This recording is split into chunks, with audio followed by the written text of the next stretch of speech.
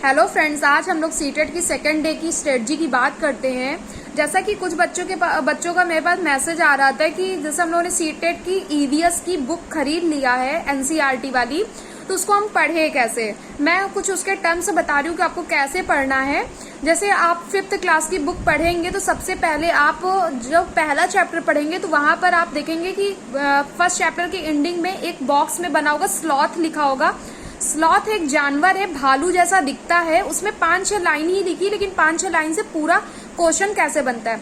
तो स्लॉथ भालू जैसा एक जानवर है जो 17 घंटे सोता है और जिस पेड़ पे रहता है उसी पेड़ के पत्ते खा जाता है, और जब उस पेड़ के पत्ते खत्म हो जाते हैं तो दूसरे पेड़ पे चला जाता है। और वो 17 घंटे सोता है, उल्टा लटक के सोता है, और 1 हफ्ते में एक बार ही शौच करने के लिए अपने पेड़ से नीचे आता है। तो इस तरह स्लॉथ की कहानी हो जाएगी। उसने ऑप्शन जैसे आपको क्वेश्चन दे दिया कि निम्नलिखित में से कौन सा जंतु है जो ऐसा ऐसा करता है, या फिर दे दिया स्लॉथ जो भालू जैसा दिखता है वो क्या है, स्लॉथ है, और उसकी क्या क्या ए ऑप्शन में दे दिया वो 17 घंटे सोता है, या 17 की जगह दे दिया 18 घंटे सोता है।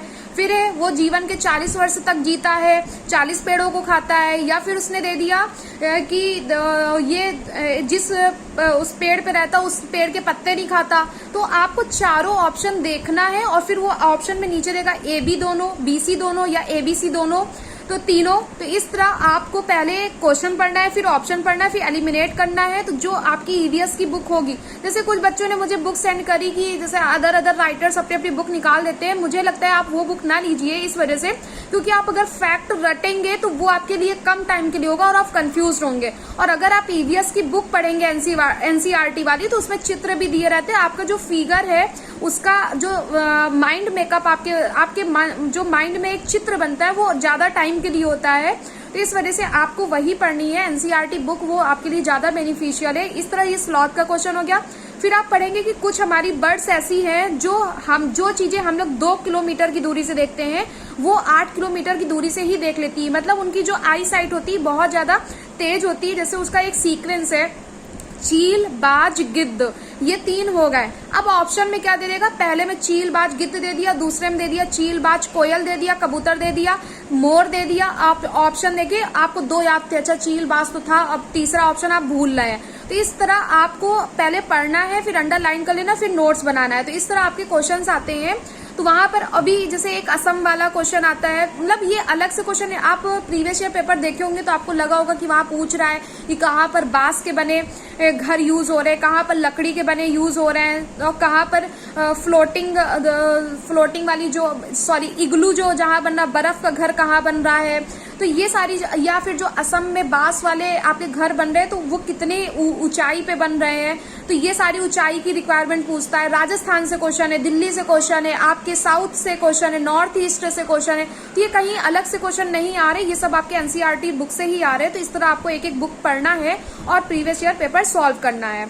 फिर मैं आपको सजेस्ट करूंगी कि इंडिया का मैप है, आप डायरेक्ट इंडिया का मैप न रटिए। जैसे ही आप एनसीईआरटी बुक पढ़े, जो चीजें आए, जैसे आपको मध्य प्रदेश का नाम आया, आपने इंडिया के मैप में मध्य प्रदेश लोकेट कर लिया। नॉर्थ ईस्ट की जितनी भी 7 सिस्टर्स का एक आप बिल्कुल अलग बना लीजिए। जो नॉर्थ ईस्ट वाला 7 सिस्टर्स है तो उनको बिल्कुल आप रट लीजिए। जैसे आपका मणिपुर बहुत ज्यादा इंपॉर्टेंट है, वहां पर एक लोकटक झील है।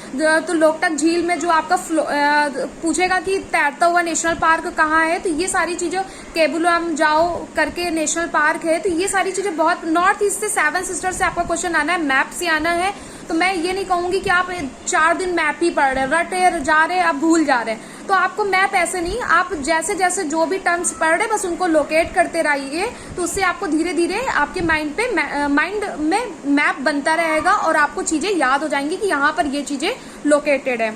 और फिर अभी जैसे कुछ बच्चों का मैसेज आ रहा था कि जब फॉर्म भर रहे हैं तो फॉर्म भरने में एक नई चीज आ गई है। जैसे आप फर्स्ट लैंग्वेज जो आपकी सबसे ज्यादा स्ट्रांग है, जैसे आपकी हिंदी है तो हिंदी सबसे ज्यादा आपकी स्ट्रांग है, तो फर्स्ट लैंग्वेज पे आप हिंदी भरेंगे, और सेकंड लैंग्वेज पे अगर आपको संस्कृत आती है तो संस्कृत भरेंगे, या फिर अगर आपको इंग्लिश आती है तो इंग्लिश आप भरेंगे। फिर उसमें नीचे एक ऑप्शन आ रहा है first option, second option. First option में आ रहा है कि मिनिमम जैसे 1 to 5 के लिए मिनिमम आपकी क्वालिफिकेशन क्या है, फिर नीचे आ रहा है 6, 7, 8 के लिए मिनिमम क्वालिफिकेशन क्या है।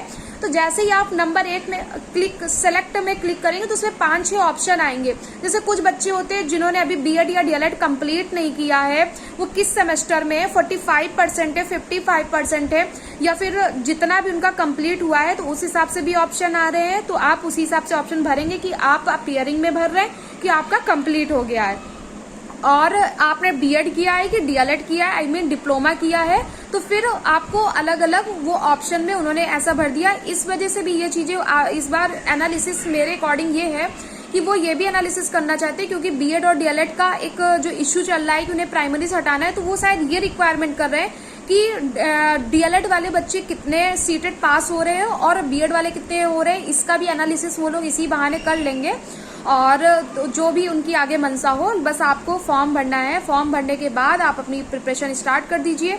और ये जैसे इशू रहता है कि कुछ बच्चे कहते हैं कि जो पहले हम भरे तो वो मिल गया हमें, आप वो अपने हिसाब से 3 उसमें मिनिमम भरे ही जाते हैं प्लेस कि आपको कहाँ पर मिल सकता है। फिर ये तो आयोग पे ही डिपेंड करता है कि वो आपको कहाँ देता है। ये जो आप अपने मन से ये सब कहते हैं ना कि पहले जिसने फॉर्म भरा उसको तब मिल गया, यहाँ मिल गया, वहां मिल गया, ऐसा कुछ नहीं होता। ना आपकी अल्फाबेट से होता है और ना ही आपके पहले फॉर्म भरने बाद फॉर्म भरने से होता है। लेकिन फिर भी ये है कि आप लेट का ना इंतजार करिएगा, क्योंकि लेट आप इंतजार करते फिर साइट बिजी आती है तो उसका इशू हो जाता है।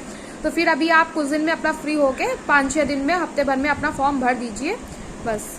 और जो होगा मैं आगे बताऊंगी। और ईवीएस आप जल्दी जल्दी कंप्लीट करिए, क्योंकि आपको और भी सब्जेक्ट कंप्लीट करना है।